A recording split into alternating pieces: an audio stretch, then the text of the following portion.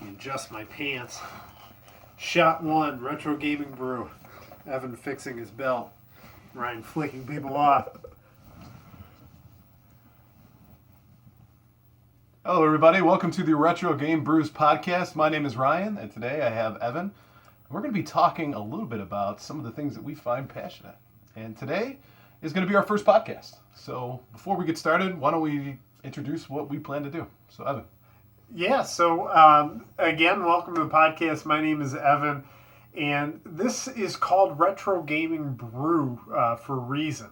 We're not just talking about retro games here, we're talking about retro games and the finest ales and stouts and porters that we can find in local stores.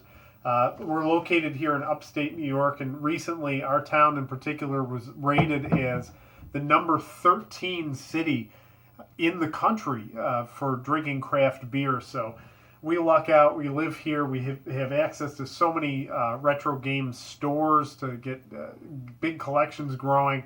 And not only that, we have access to wonderful beers and plenty of locations to purchase beer at. So we're going to take those two things and meld them together. Basically, it just boils down to two buddies here drinking beer and talking video games, right. But we try to make it sound legitimate. We try to make it sound like it's a good idea to put together in a show. Sure. And you know what? It's kind of what we do anyway when no one else is around. So even though we maybe not that interesting, we thought that this is something that you guys probably are passionate about as well. If you found our channel, chances are it's something you're into as well. So before we get jumping into some of the topics that we have covered here for today, why don't we do some introductions? I'll introduce myself. My name is Ryan. Been retro gaming for quite a while now. I started off as a kid. 1989 was that perfect Christmas where I got an NES packaged right away with Duck Hunt and Mario. And I remember my dad playing it early in the morning and swearing off video games because he found himself awake at 4 a.m. still playing Mario. Yeah. And you know what? I kind of progressed along the lines of Nintendo. I was a Nintendo fanboy for a very long time. Had a Super Nintendo. I kind of dropped off at N64, but for a while too, I stopped gaming after Xbox came through, and after meeting Evan here, got me back into retro gaming, and it's something that I've had a lot of fun doing, and I'm passionate about. And as far as our friends here on the table, I'm a big fan of IPAs. I like them. Originally, when I first tried them, I didn't, but I'll tell you, it's something about just the bitterness, the flavor that comes along with it. I love IPAs. I'm okay when it comes to stouts. Pilsners and lagers, forget it. I'm not really big into that, but that's the point of this podcast too, is I get a chance to play some of Evan's games, get a chance to try some new beers along with you guys and let you know what we think. All right. Well, there's not a lot of IPAs on the table, so you might be a little disappointed with round one. I think we've got some stouts, and we'll walk through the beers in a minute. But I appreciate your call out there for reintroducing you to retro game collecting. I'm one that never left retro game collecting at all. My backstory with gaming is quite a bit different, though. I was first introduced to games on a Tandy 1000, if anyone remembers the Radio Shack brand of computer. Yes. When I was a young boy, born in 1982, growing up probably around 4 or 5 years old, I started playing games on the Tandy 1000 that my family had purchased. And they were DOS-based games, floppy disks, and I'm talking like actual shake them in their floppy, not the hard disks that I wondered for a long time why they called them floppy, but I eventually figured that out. It's the media inside. But anyway, I was a dumb kid. I played a lot of those games, and I had friends that had Nintendos and home consoles. I never had one, growing up until I was probably about maybe 8 years old or so. I was in school, and basically the story is that I was a terrible speller. I failed a lot of spelling assessments in school, and my father offered me a deal that if I brought home A's on a spelling exam, he would give me $20 for each A that I got. So I made a concerted effort to get A's on spelling tests. And I went through a lot of trouble to get a long list of A's, and my dad had to pony up. I reminded him one day that he had offered that, and he said, you know what, what do you want? I'll just buy you something. I'm not going to give you, he owed me like $600. So he didn't want to pay out that. So I said, I want to a game system. I want a console. So we went to BJ's Wholesale Club, and I had the choice between Super Nintendo and Sega Genesis. And now I was the kid that my parents would leave me at that station where they would go shopping, and I know other people hated this, but I was that kid too. yeah, we'd go into the stores and they would leave me there with the demo consoles, and I would just stand there and play them and awe in the graphics and technology until they finished shopping. So I had a lot of experience with both consoles. Sure. I decided eventually, though, to pick the Sega. And I think the reason why I went with Sega and Genesis was that I just thought it was cool. I thought the game, and kind of when you think about it, through that introduction, Mario was kind of slow. Super Mario World wasn't a fast game, but Sonic, the minute you picked up that controller, it was blasting you in the face with processing, and it was just amazing to me. So I got a Sega Genesis, and my love of video games began there, and honestly, my love of collecting video games began there. So since then, I've collected and amassed an enormous number of consoles, in my opinion. I know there's others out there that have more, but I have quite a few consoles. I have an arcade machine down here. I've got a whole library of games for a variety of different systems, and certain we'll talk about throughout the podcast. For sure. But love of gaming hasn't slowed down. I still play every day, and I play probably about at least 10 different games in a day. And my son, who's now 3 years old, has adopted that love of gaming, so that will continue into the future. As far as beer goes, I started drinking before I was legal, and my introduction to beers were cheap crap, really, really cheap beer. I was a Molson Canadian fan. That was my number one. And you've got a Molson Canadian T-shirt. I like the labels that they had. They had the funny jokes or whatever on the labels. And anyway, I didn't get introduced to craft beer until much, much later, probably about maybe 4 or 5 years ago. I really started getting into different types of beer, different styles of beer. And I like stouts. I like dark beers. I like rich, robust, smoky beers. I recently got into IPAs, so I share some of your passion there. I didn't for the longest time, and actually when I met Ryan, I hated IPAs, and I swore them off. But I ended up loving them. It was Dogfish Head 90 Minute was my first introduction to an IPA that changed my mind. The person that introduced me to 90 Minute said that, I know you hate IPAs, this will change your mind. He was right. I tasted that, and the initial sip didn't quite overwhelm me. I thought it was okay, and it was drinkable in comparison to other IPAs. That night I fell asleep. The next morning I had a craving for that flavor. I needed to taste that again. So I went out and bought another IPA, and I haven't looked back. I drink IPAs now. The only style of beer I really don't like is this style right here, the Belgian style, right. One of which we'll be trying today. The white beers, if you will. I do not like those. And it's funny that you mentioned that whole, I guess it'd be the IPA bug. Mine started with Stone Brewery. I was kind of drinking like Rogue Dead Guy, Rogue Arrogant Bastard. And then one day, I had a friend kind of introduce me to Ruination IPA, which is like the other end of the spectrum. Yeah. Put it in a glass. I was like, this looks awful. Like I was reading the back label on it. It was telling me about how it was going to ruin everything I taste for the rest of the day, potentially the rest of my life. And I don't know. There's something about it that just seemed to jump at me and go, this I can get used to this stuff. Yeah. So that's kind of been my quest, is to find the next Ruination experience that I have. There's nothing quite like the first one. You can never recreate that first beer experience. Well, let's run through real quickly as these are warming up, and I'd like to open one. The list of beers that we'll be drinking today throughout the podcast. The concept here is that the show is not about beer. I'm not a beer reviewer. I don't think you are either. No. We're not beer reviewers. Let's make that clear. The show's not about beer. The show is not about just video games. It's a little bit of both, and we're going to find out what that looks like going on. Anyway, so we've got Clown Shoes. This big one I've got here is a 22 of Evil Crawfish. This is a recent release.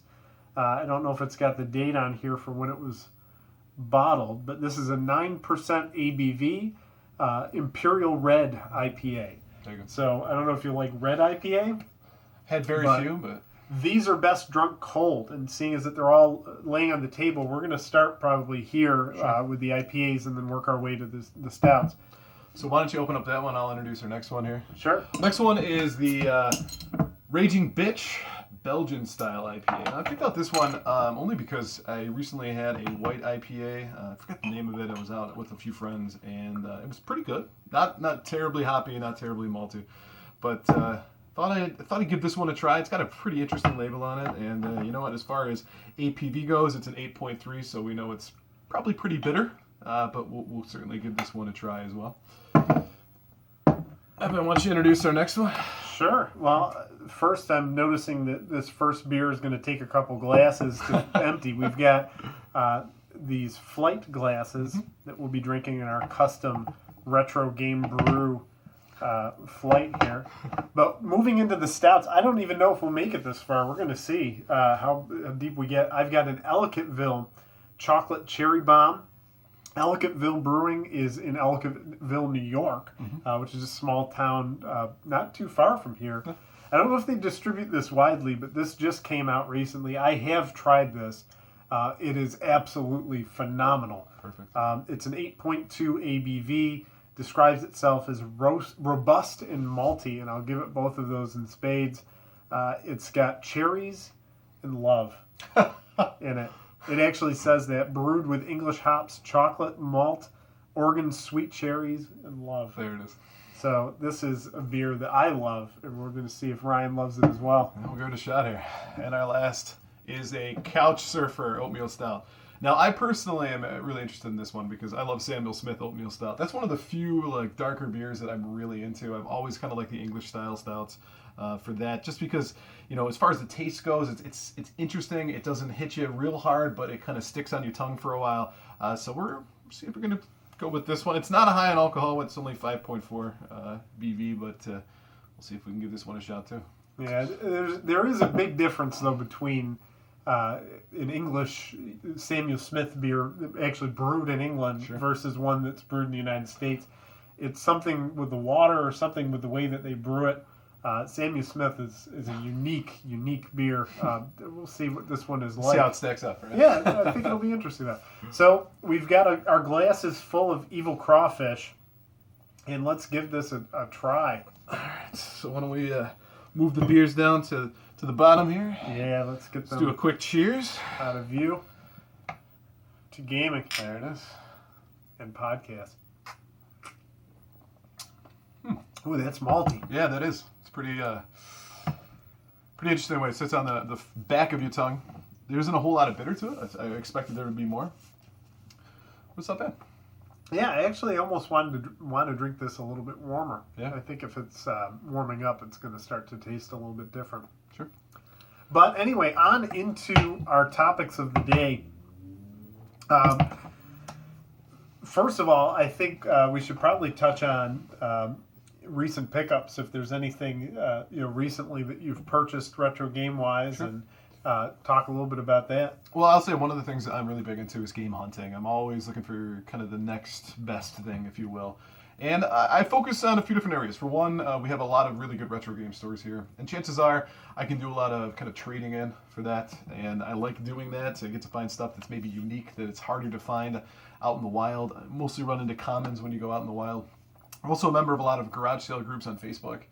That seems to be the best way as far as individual house buys, if you will. You connect with somebody, they're a real person. You're not just getting a random phone number. You can look at someone's profile and make sure that they're real. But my most recent pickups have been from one of our local retro game stores. I picked up a few different things. For one, I recently picked up for the Sega Genesis. Now, I don't have a very big Sega Genesis collection. I've got a handful of games, not a whole lot, but I want to get more into Sega. When I first started trying to get into Sega, I bought everything. So there are a lot of games on Sega that I just don't hold up today. But the one I picked up recently was Gunstar Heroes. And I gotta say, this one has been really impressing me. It's a shoot 'em up. It's high action. It actually kind of reminds me of maybe an easier version of Contra Hardcore. Yeah. Where it's kind of like a bullet hell situation. You're all over the board. There's bullets flying everywhere, And what's nice about it too is that the speed of the game is pretty good. So it's not like Contra and the original ones for the NES were okay, right? Contra 3 for the Super Nintendo, it's not bad. Don't get me wrong, but this one just seems to be that next step for it. So I'm really happy about that particular one. And I'll tell you, with this one for me, it's kind of getting me back into the whole Sega thing. I've recently picked up a few other Sega titles, but those were a few months back here.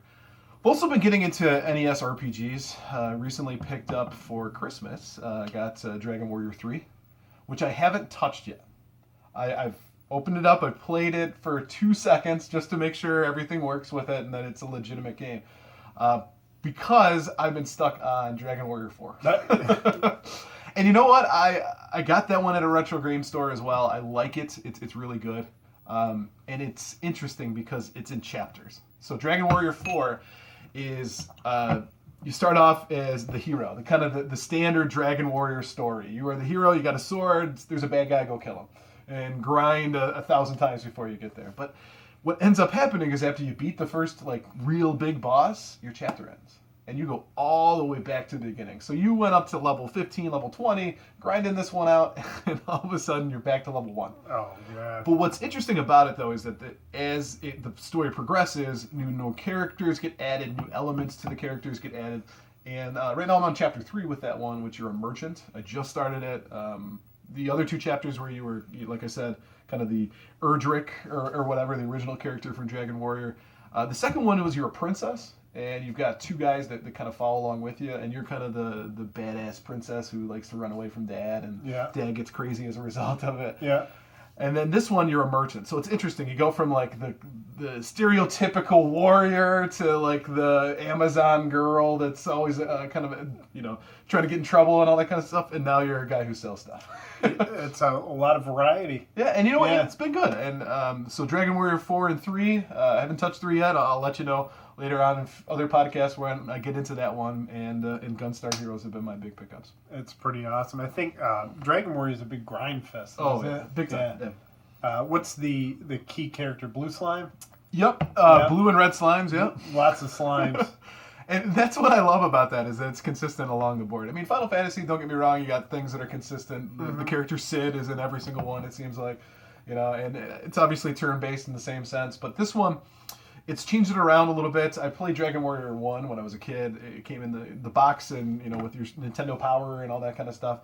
But I never got into 2, 3, or 4. And in fact, I wasn't really big into RPGs when I owned a Nintendo. And in fact, I wasn't into RPGs until I got to play Final Fantasy VII on PS1. I was pretty much looking at it like, this is boring. Like, I'm just going to sit here and press buttons, action buttons, and then I walk around for a while and then hit them again. Yeah. But it wasn't focused on the story. Once I got into Final Fantasy VII, because you start off at kind of an interesting part of it, you're a terrorist, basically. Right. That jumped me into it, and now I'm an RPG junkie. I can't get enough. I think some of that boils back down to your age and maturity, too, because when I was young, I look at these games, some of the games I had when I was a kid. I had Phantasy Star for the Genesis, and I hated that game as a kid. That game was boring to me. There was no fun in it. But now that I'm a 30-something and I enjoy, taking a long time to play through a game and really exploring all the elements, I've gone back and I really enjoy it. There's a lot of games like that where I've owned them for years and maybe I haven't touched them, and all I remember is frustration from when I was young and maybe I struggled with the game. I come back to them now and it's like a whole new experience. I think that's part of the retro video game resurgence, right? Sure. I almost invented a word there, reinsurgence. But the resurgence in retro gaming, to me, is multifold. It's part of it's nostalgia, right? Sure. There's some positive memories there. Mm-hmm. But if all you're looking for is nostalgia, you're missing out, because there's a lot of games that maybe aren't nostalgic for you in the sense that maybe you hated them when you were a kid. Right. Try them again. You never know. That things have changed. You've grown up, and you might like it now. Dragon Warrior is a good example of that. Or it's a new challenge. It's something that you haven't really played, you've never experienced, and now you want to find something new to play. And if you're stuck with modern consoles, there's not a wide range of styles of Right, games. right. You know, there's different games, but they all kind of fit in a schema that's been created over time. And Right. we have this new, like, everything is an RPG and an action game, and this, you know, even Call of Duty Right. is like an RPG. You level up Right. and you gain perks and stuff like that. So if you're looking for more simple games and basic challenges, you know, we're drinking beer. Basic challenges, you kind of need to dig deeper back into that library. And there is a market for that. If you look at like apps in the App Store and gaming from that perspective, people like simple games. Right. I think if the Atari came out today with good graphics, with arcade-style games, a lot of people would play it because there's value in that. People like simple games, easy to understand, that are just time killers and, you know, point hunting and stuff like that. Sure. I'm a point hunter, and you know, diving into my pickup recently, I mentioned Atari. I have a odd history with Atari. Never played Atari at all as a kid. This is a system that I missed, but when I finally got to play it, which was probably no more than about 15 years ago, was the first time I played Atari back in 2000. It reminded me of the PC games that I played as a kid. Right. So I had some nostalgia for it, even though I never played the console. I remembered that style of game, and I really liked those games as a kid. It was exciting to play them again. So I got into Atari, and I got into collecting Atari games. I ordered one on eBay. It came with a bunch of games. I went out and hunted for others. And I've been chasing scores online. So I go to these websites and find places to, you know, who's got a high score, you know, Joe Schmo's site, to see if there's any high scores out there that I can actually beat. And I play the games repeatedly until I get there and beat them. That's the fun for me in Atari, is, you know, beating other people in Atari Online, right? So I was doing that. I was working on Miss Pac-Man and some other titles. Sure. Doing pretty well, but then my Atari died, and it is no more. I've looked online for help. I've taken it apart, put it back together, cleaned it, replaced some parts, and that Atari is just dead and gone. So my recent pickup is I went out and I bought a new Atari. And here's the box. I know if you're listening, you can't see this, but it came with the original Atari box. Came with a whole bunch of games, a couple controllers, everything. I was super excited to see this. I've never actually seen an original Atari box. And to think, you know, they, even with like the Genesis and Super Nintendo, even consoles today, I think show the games on the back to like show the graphics. Yeah, get you excited about it. This has like Comment. boxes, and like anyone would pick that up and be impressed by it. It blows my mind. Because that looks just terrible. The screen is just orange and some blue planes flying around. Yeah, but you got to think 1978, 79, that was awesome. Right. And they list the same game multiple times. You've got two different versions of Tank, two different versions of Jet Fighters, all shown on the back of the box. So not only can you play all of these, 3 titles that are listed on the back of this, but you can play different versions of those titles. You can play Jet Fighter with clouds or Jet Fighter without clouds. It's pretty interesting. But some of the cool stuff that came in this box that I was excited to see, I thought I just got a box in the Atari, and I thought that was cool enough. But it came with all the pamphlets and Nice. the original owner's manual. Look at that. Yeah, what I wanted to share with you is the registration card for the original Atari.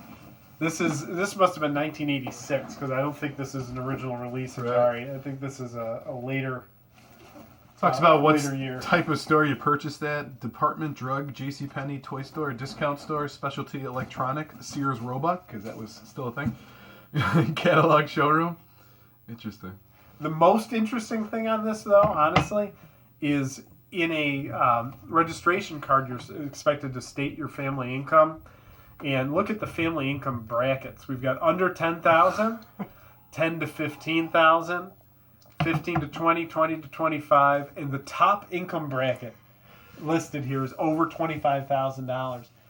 I think you make that working like part-time. Oh, yeah. So back when this Atari needed to be registered, you were one rich motherfucker if you were making over $25,000. And if we think about it, like, because I studied economics in school, if you look at the consumer price index, that would be, rough order of magnitude, probably about 60 to 70,000. So really not over the top here, but just the amount of income per family based off of how many people and all that stuff. I mean, yeah, that's amazing to me. Right. Well, you want to talk about the death of the middle class. Obviously, they were marketing this towards middle class families. Right.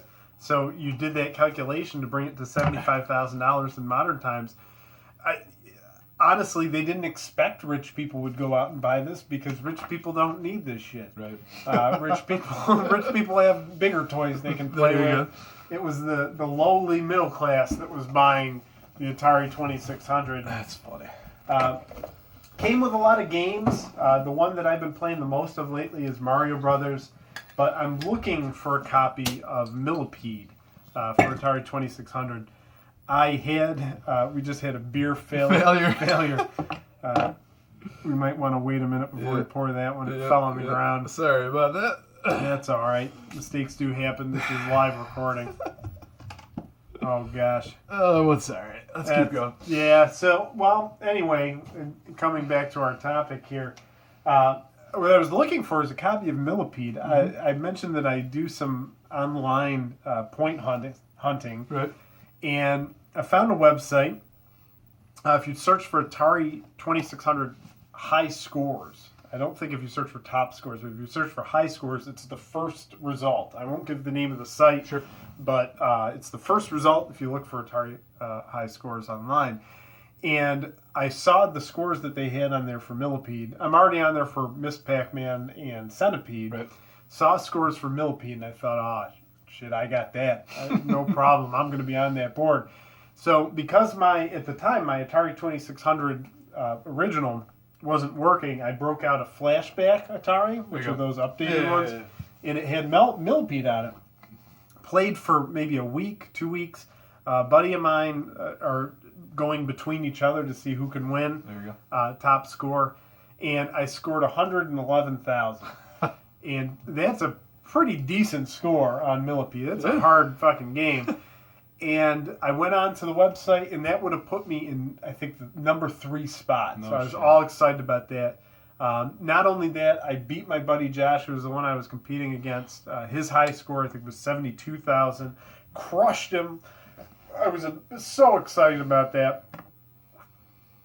So I emailed the guy that runs this website, and I sent him a photo of it. I want to be honest, right? If I'm submitting these, I told him that I did not have a flashback, but I did it with an original Atari controller, not the Genesis controller, which I know some people know that you can use a Genesis controller on an Atari 2600. It makes a lot of the games easier. But if you're playing competitively, I like genuine. Right. So because I didn't have the genuine console, I played with the genuine controller. Sent it in. The guy replied back and said, I can't accept Flashback 2 scores. Sure. It might be a slightly different game than what the original cartridge was. Makes sense. So now I need to go out and hunt down a copy of Millipede for my Atari 2600, which I don't have yet. I'm looking for that. But in the meantime, that 111 score was absolutely decimated by my buddy Josh, who broke 165,000 when he was over at my house the other day playing some Millipede, and that was it's heartbreaking.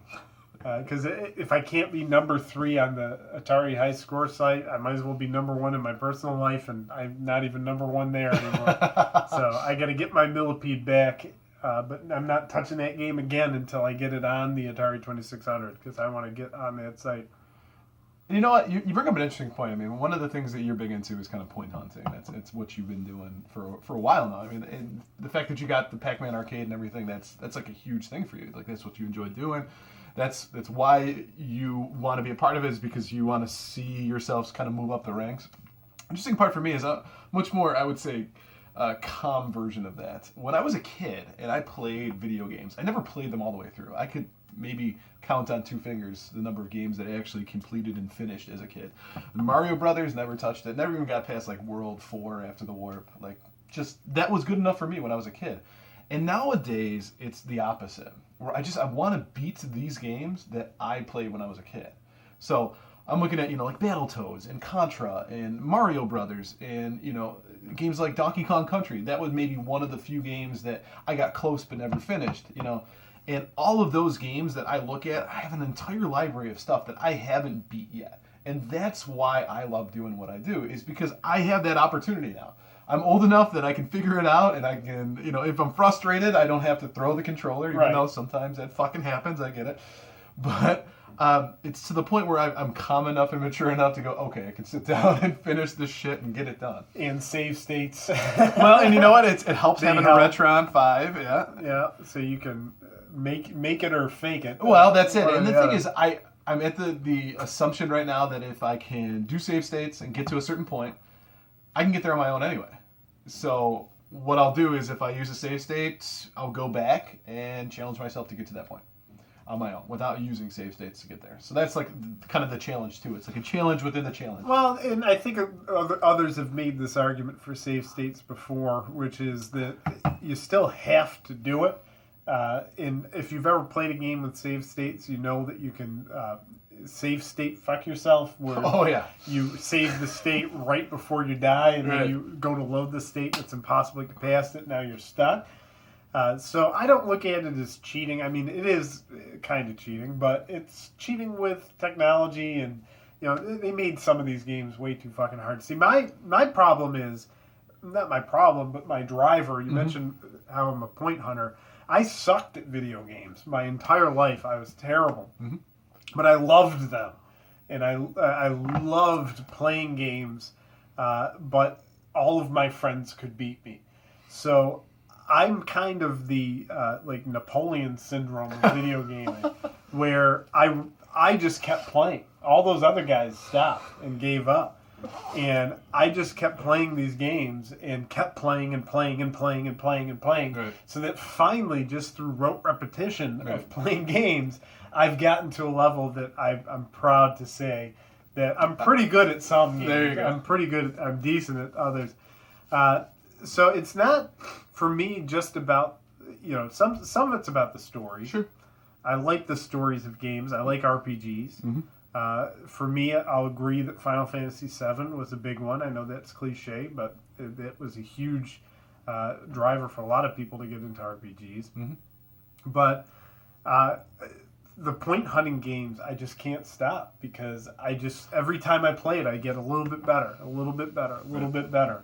And the fact that I can go into an arcade now and stand up next to the centipede machine and set a score that gets on that board, that's just exhilarating to me. That's the excitement.